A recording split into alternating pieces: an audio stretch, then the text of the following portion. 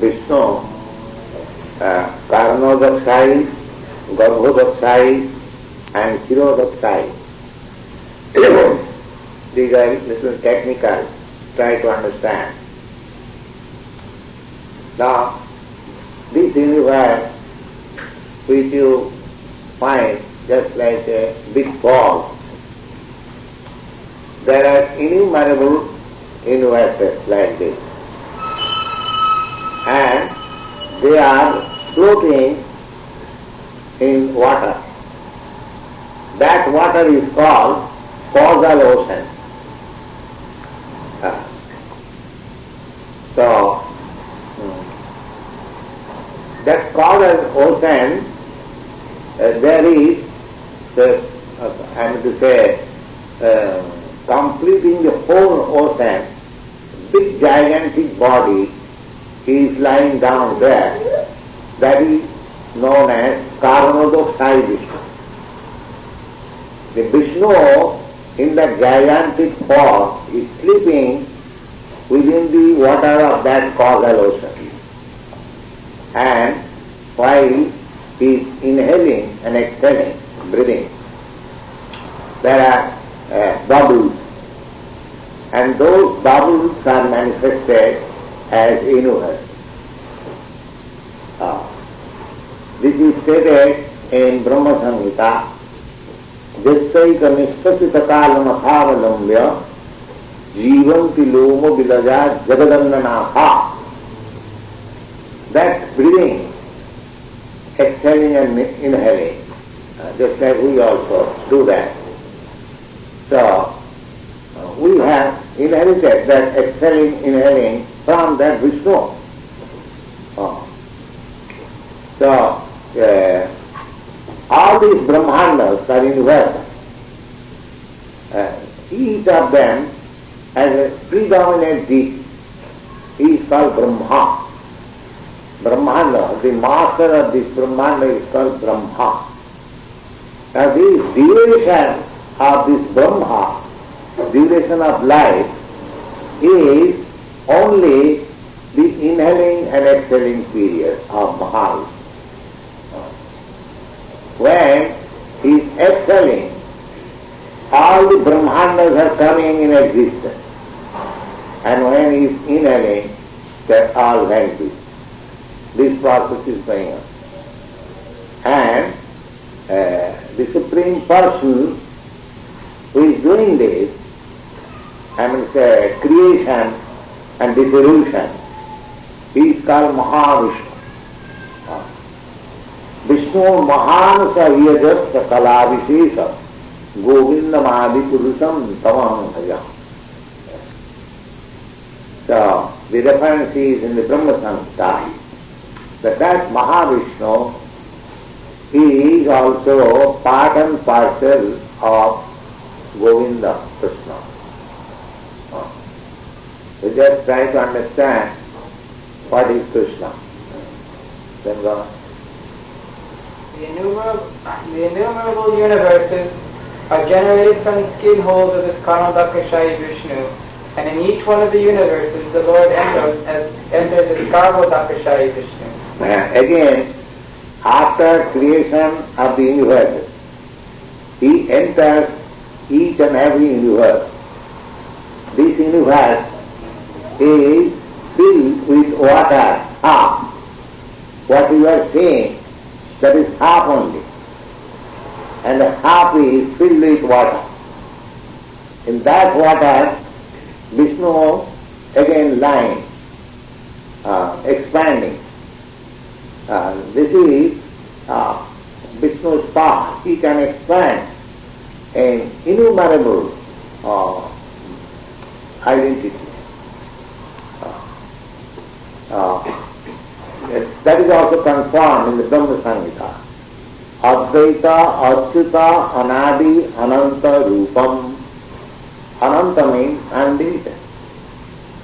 And Rupam means form. He is expanding in unlimited number of forms. We are also expansion of his form. This jiva, living entity, he is expanding in two ways, Sansa and Vivinna. Sansa means Vishnu.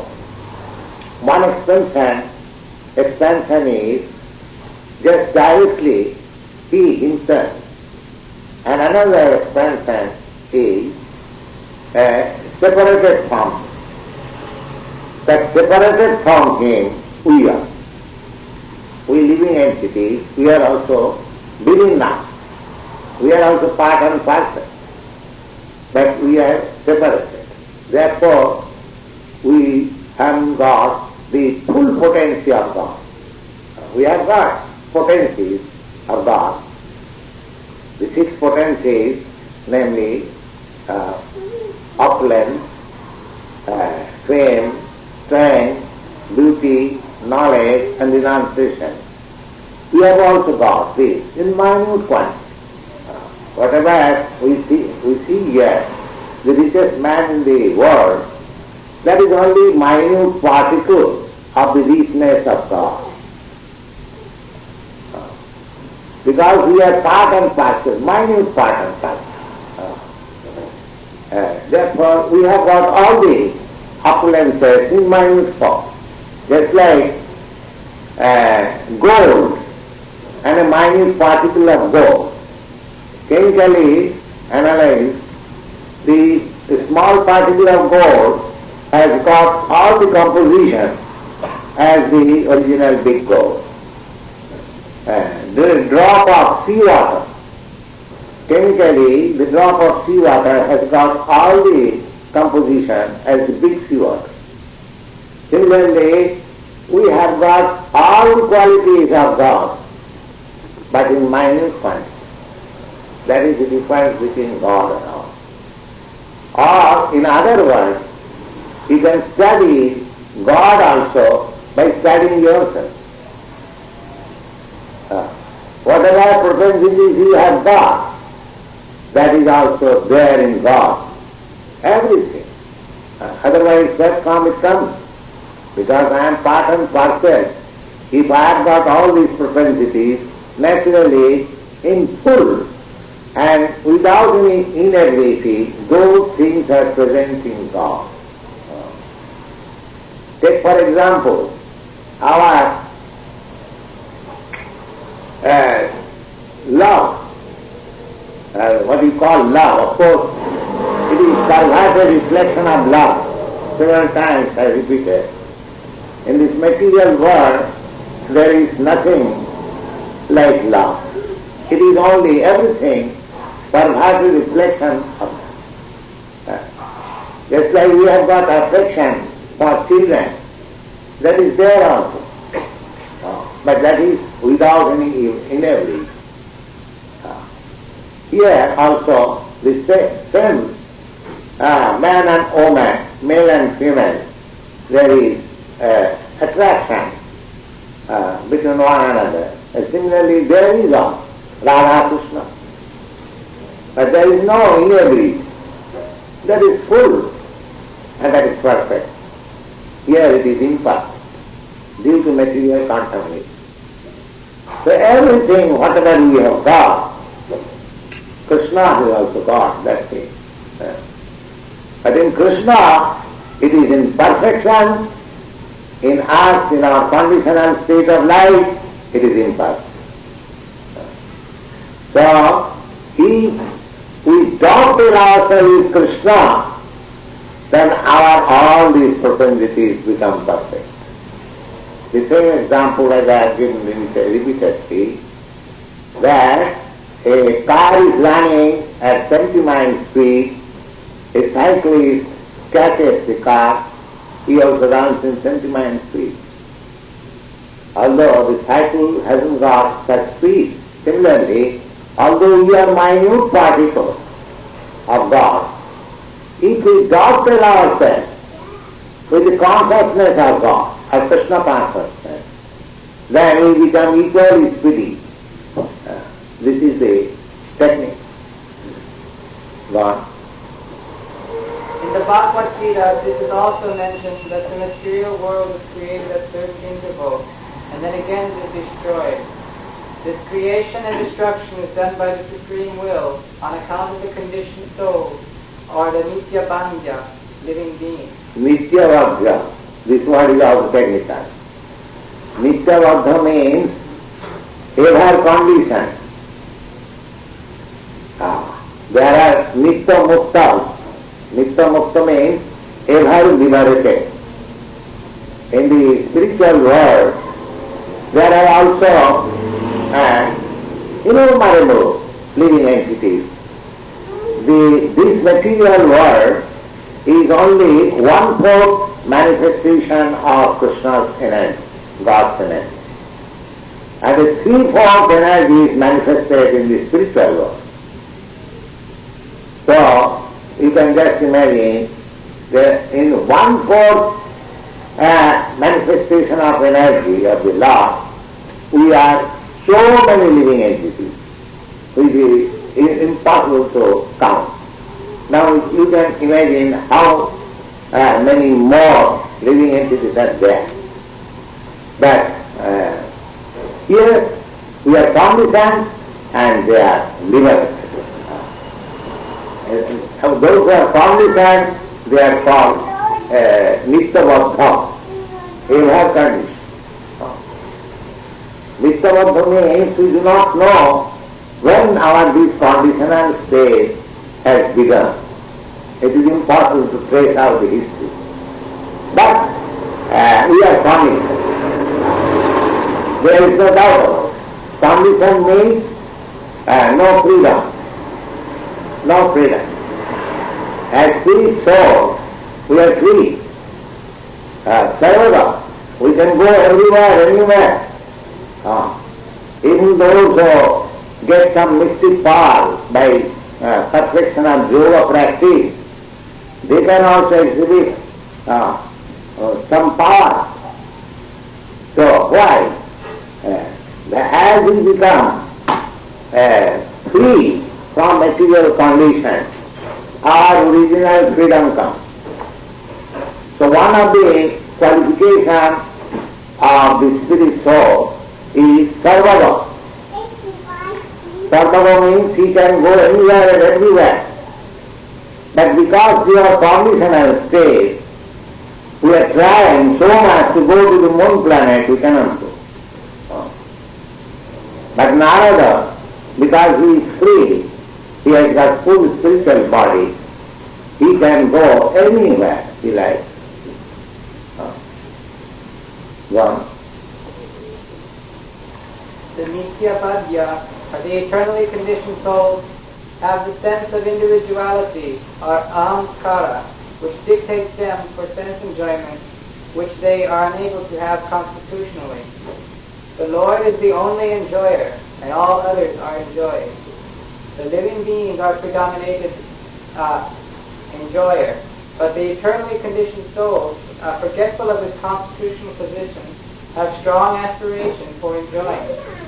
This chance of enjoying the matter is given to the conditioned souls in the material world, and side by side they are given the chance of understanding the real constitutional position.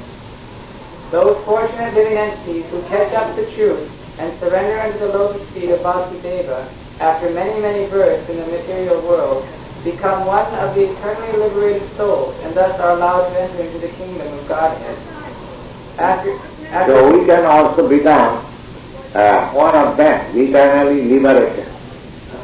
But we are not admitted in the spiritual kingdom unless we are given up this false sense of lording it over the material age. Yet, the conditioned soul, everyone is trying to become the Lord. Imitate. Everyone is trying. But there is class. You are trying to become Lord, I am trying to become Lord. Therefore, there is class. In the spiritual world, the Lord is one, and there is no competition of lording it over. Therefore, in the spiritual world, everything is unconditional. Freedom. Yes, John. After this, such fortunate living entities have no more to come within the occasional material creation. But those who cannot catch up to constitutional truth are again kept merged in the Mahatattva at the time of annihilation of the material creation. When the creation is again set up, this Mahatattva is again let loose, and this Mahatattva contains all the ingredients of material manifestation, including the conditioned soul. Primarily, this Mahatattva is divided into 16 parts, namely the 5 gross material elements and the 11 working instruments of our senses. 5 elements mean the sky, air, then fire, water, and earth. And 5 senses, according knowledge, just like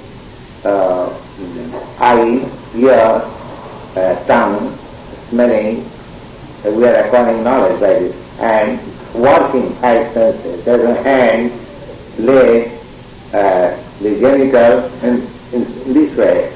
There are 5 working senses and 5 knowledge acquiring senses, and mind is the same. Therefore 11. 11 plus 5 elements equal to 16. What? It is like the cloud in a clear sky.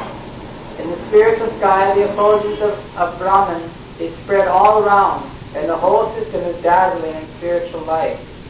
The Mahatattva is assembled in some corner of that vast and limited spiritual sky, and the part which thus is covered by the Mahatattva is called the material sky. This part of the spiritual... this is also very important. The sky is one. Just like we can experience the sky, and suppose the sky on San Francisco is overcast with clouds. We say that we are covered in clouds. Practically, this San Francisco sky is only a fragmental portion of the whole sky. Similarly, the real sky is a spiritual sky, Parabham. When that Parabham partially is clouded with Mahatattva, that is called material world. This is the position of material world. Material world is also existing in the spiritual world, that it is covered and in a fragmental segment. Yes. This part of the spiritual sky, called the Mahatattva, is only an insignificant portion of the whole spiritual sky. And within this Mahatattva there are innumerable universes. All these universes collectively is produced by the Karna-Vashai Vishnu, called also the Mahavishnu, who simply throws his glance only to impregnate the material sky to manifest. Text 2. Translation. Another plenary part of the Purusha is lying down within the water of the universe from the navel lake of his body, which has sprouted the lotus stem, which is the body of the universe. And on the top, from the lotus flower of Brahma, the master of all engineers of the universe, is generated.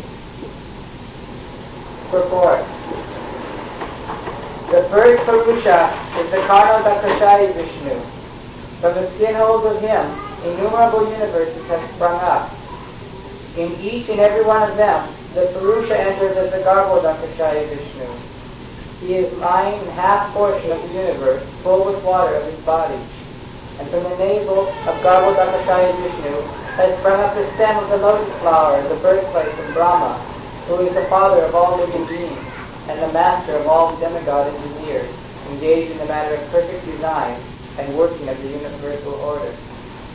Within the stem of the lotus there are 14 divisions of planetary system, and the earthly planets are situated in the middle.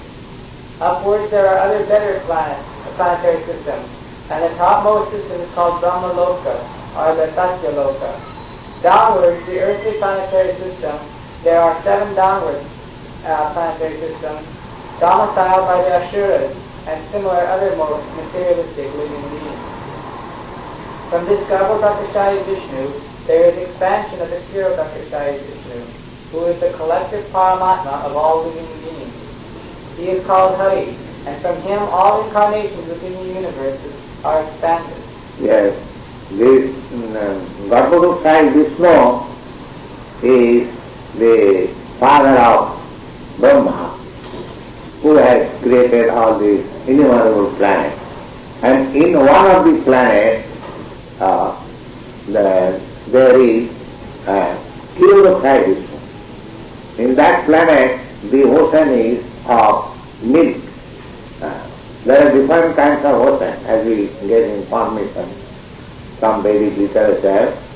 As we have got here the ocean of water, similarly there is ocean of milk, there is ocean of oil.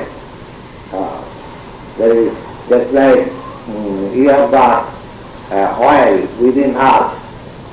Similarly in those planets there are oil ocean, milk ocean. So there is one planet within this universe which has got ocean of milk, and in that milk ocean there is another Vishnu who is called Kshirodakshaya Vishnu. Kshira means milk, Udak means water. Therefore, the conclusion is that the Purusha avatar is manifested in three features, namely, first, the Karnadakashai, who creates aggregate material ingredients in the Mahatattva. Second, the Garbhodakashai, who enters in each and every universe. And third, the Kshirodakashai Vishnu, who is the Paramatma of every material object, organic or inorganic. This Kshirodakashai Vishnu is in everyone's heart. He is also sitting with me. In the heart, I, a spirit soul, I am sitting there, and Kshirodakashaya Vishnu as Paramatma, as guiding super soul, he is also sitting in the same position. One is, it is stated in the Upanishad that two birds are sitting in one tree. One bird is eating the fruit and the other bird is simply witnessing. So Kshirodakashaya Vishnu as Paramatma is witnessing the activities of the individual soul. And according to the activities of the individual soul, he is getting the necessary result. He is witness. In the Bhagavad Gita also it is confirmed. Anumanta Upadrashta. Upadrashta means witness. Suppose you are doing something, I have nothing to do with your activities, but I can see and see what you are doing. So he is Upadrashta. And Anumanta. Anumanta means the individual soul cannot do anything without the sanction of the super soul. Either he may do something good or bad, but it has to be taking sanction from the super soul. It's like there is an English version that not a grass moves without the sanction of God. So, without sanction of God, we cannot do anything. You may say that when we do something bad, why God gives us sanction? God does not give us sanction, but we force Him to give us sanction. Therefore He gives us sanction. Otherwise, He does not give sanction. But because we want to do it persistently, so God gives us sanction. All right, you can do it, and you have to enjoy or suffer the result.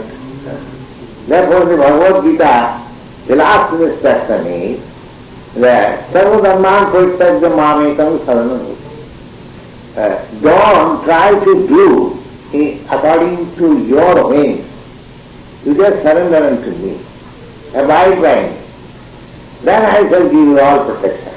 But if you want to do according to your own way, and if you do not hear me, what can I do?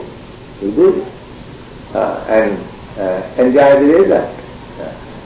Suppose a foolish boy is trying to touch fire.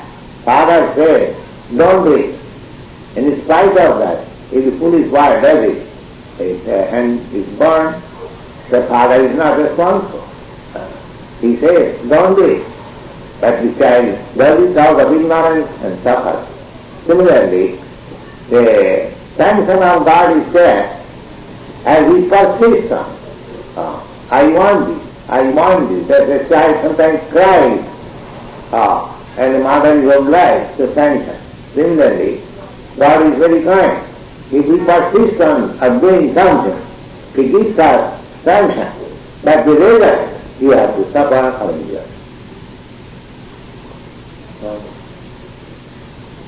One who knows these plenary features of the personality of Godhead knows also Him, Godhead, properly, and thus the knower becomes free from the material conditions of birth, death, old age, and diseases, as it is confirmed in the Bhagavad Gita. In this sloka, the subject matter of Mahavishnu is summarized.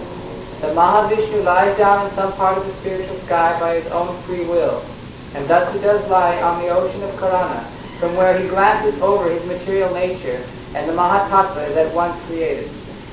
Thus, electrified by the power of the Lord, the material nature creates at once innumerable universes, just like in due course a tree is decorated with innumerable grown-up fruits, all at a time. The seed of the tree is sown by the cultivator, and the tree or creeper in due course becomes manifested with so many fruits. Nothing can take place without a cause. The Karana ocean is therefore called the causal ocean. Karana means causal. We should not foolishly accept the theory of creation by the atheist without any cause. The description of such atheists is given in the Bhagavad Gita. The atheist does not believe in the Creator, neither he can give any good explanations of the theory of creation.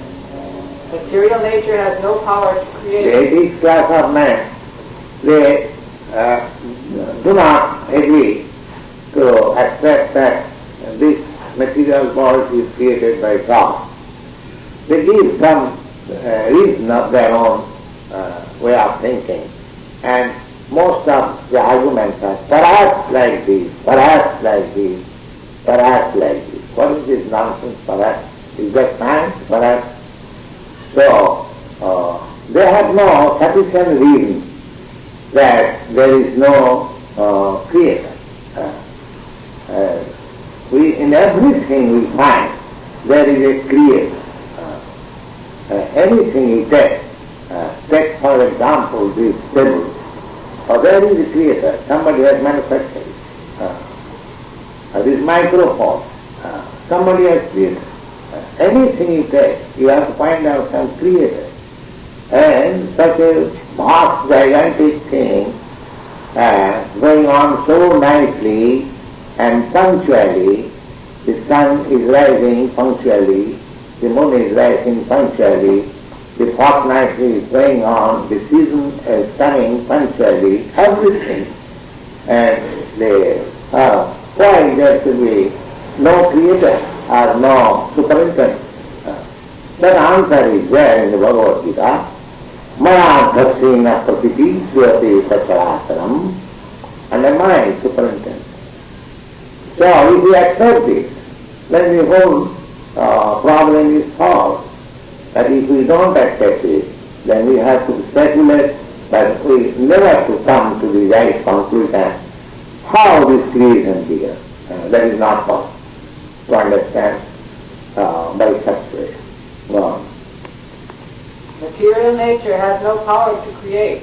Without the power of the Purusha, as much as a Prakriti or woman cannot produce any child without the connection of a Purusha. The Purusha impregnates and the Prakriti delivers. We should not expect milk from the fleshy bag in the neck of the goat, although they look like the breastly nipples. Similarly, we should not expect any creative power from the material ingredients. We must believe in the power of the Purusha who impregnates the Prakriti, our nature. And because the Lord wished for lying down in meditation, the material energy created innumerable universes, also at once. And in each of them, the Lord laid himself down, and thus all the planets in the different paraphernalia was created at once by the will of the Lord. The Lord has unlimited potency, and as such he can perform as he likes, in perfect planning, although personally, he has nothing to do, and nobody is greater or equal to him. In the Bible also it is said, God said, let there be creation, and there was creation. That means God is the origin of creation. Yes, go on. That is the verdict of the Veda. Text number 3. Translation. It is conceived as that all the universal planetary systems are situated on the extensive bodily features of the Purusha, but he has nothing to do with the created material ingredients. This is universal form of the Lord, Virata Purusha. Here is also. This is more or less imaginary. But Virata Purusha, just like Arjuna was shown the Virata Purusha, universal form. That is not eternal. That was causal, temporary for the time being. It was shown to Arjuna. Yes. His body is eternally in spiritual existence prior to life. Purport. The conception of Virata Rupa or Vishvarupa of the Supreme Absolute Truth. Enough, please. Yes, go on.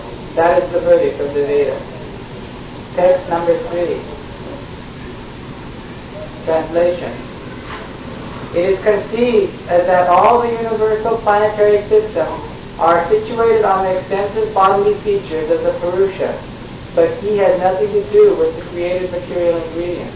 This is universal form of the Lord, Virata Purusha. Here is also. This is more or less imaginary.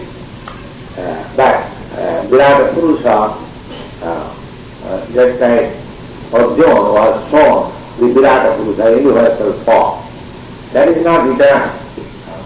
That was causal, temporary for the time being. It was shown to Arjuna. Yes. His body is eternally in spiritual existence prior to life. Purport.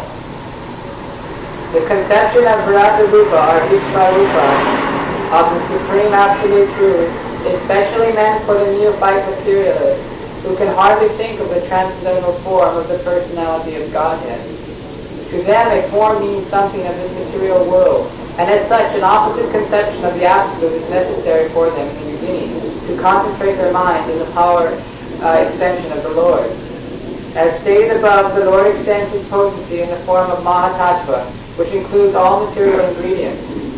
The extension of power by the Lord and the Lord himself personally are one in one sense, but at the same time, the Mahatattva is different also from the Lord. Therefore, the potency of the Lord and the Lord are non-different. The conception of the Virata Rupa, especially for the impersonalist, is thus non-different from the eternal form of the Lord. This eternal form of the Lord exists prior to the creation of the Mahatattva, and it is stressed here that the eternal form of the Lord is correct. It is just like in the Bible it is said, God says, let there be creation. That means before the creation, before this material creation, God was there. And material, there was nothing material, therefore God's body cannot be material. Because he existed before the creation of matter. So, before creation of matter, there was nothing like matter. God was there. The conclusion is that God has no material body. He spoke, let there be creation. He spoke means he is a person. Otherwise how he can speak? But his personality is not material, because when he spoke, there was no material creation. Therefore, the persons with less intelligence, they cannot understand that God's body is not matter. They think that anything has got a body is matter. But that is not the case. The real thing is that God has got body, but not material body. And it is confirmed in the Brahma Samhita that Ishara Parama Krsna Consciousness Vigraha. His body is eternal, full of bliss and full of knowledge. Just opposite. You have got this body which is neither eternal, nor full of bliss, nor full of knowledge. This body is full of ignorance and full of misery and temporary. Therefore, God hasn't got a body like this.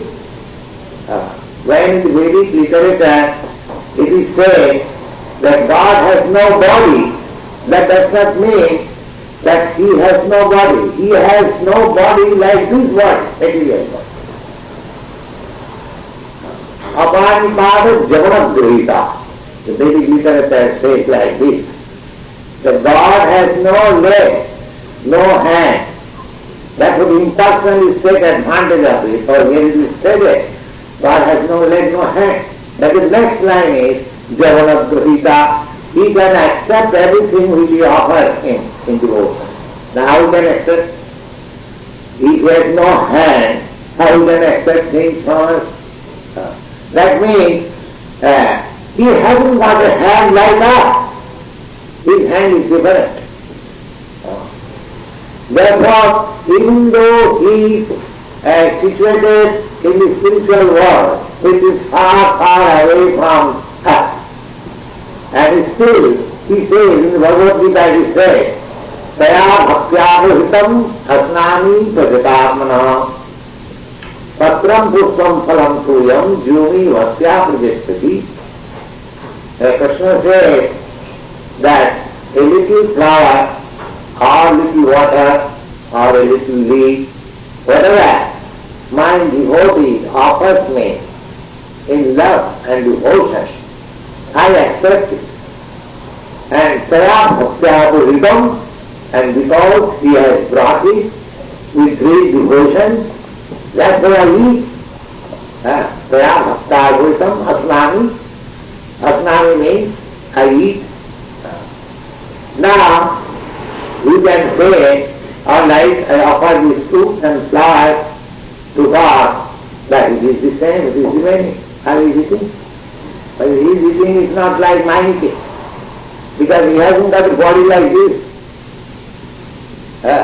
This body is material. If you give me a plate of fruit, this body immediately swallows. But he has got spiritual body. He eats simply as soon as he knows that you have offered him devotion, he is finished. So these are the technical of understanding, and we can know it from Vedic literature. Just like in the Vedas it says, Purnasya Purnamadaya Purnameva Avadishya.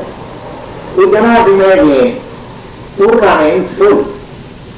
If you take full from the full, still the balance is full.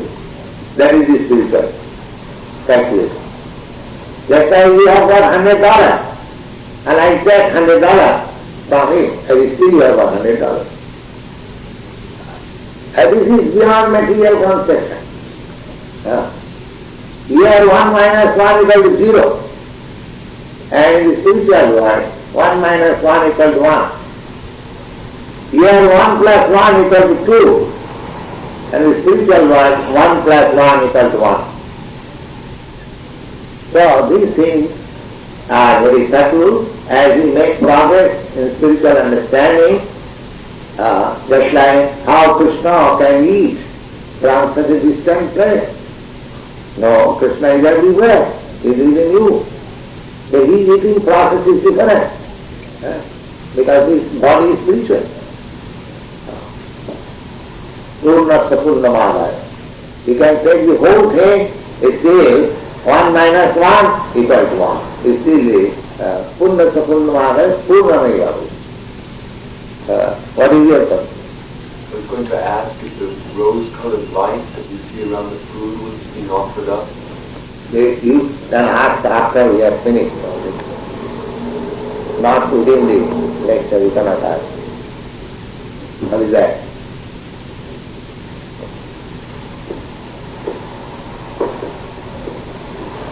The eternal form of the Lord is par excellence spiritual, or transcendental to the modes of material nature. The very same transcendental form of the Lord is manifested by his internal potency, and the formation of his multivariate manifestation of incarnations are always of the same transcendental quality, without any touch of the Mahatattva. Text number 4. Yes, sir. Yeah. What is your question? We offered food up one time to Krishna, and also Fruit? fruit Yes. to Krishna. And while we were offering up, when we raised our heads, we looked at the food, we saw a rose-colored light that was vibrating all around the food. Is this how he eats? He eats. How he eats, that we can understand when you make an announcement. He, for the time being, you just take it for granted that he eats. How he eats, that is not possible, because you cannot see him, and how can you see that how he eats? So that requires spiritual vision and spiritual understanding. But he eats, he takes it. Because in the Bhagavad Gita he says that I eat. Asnami means I eat.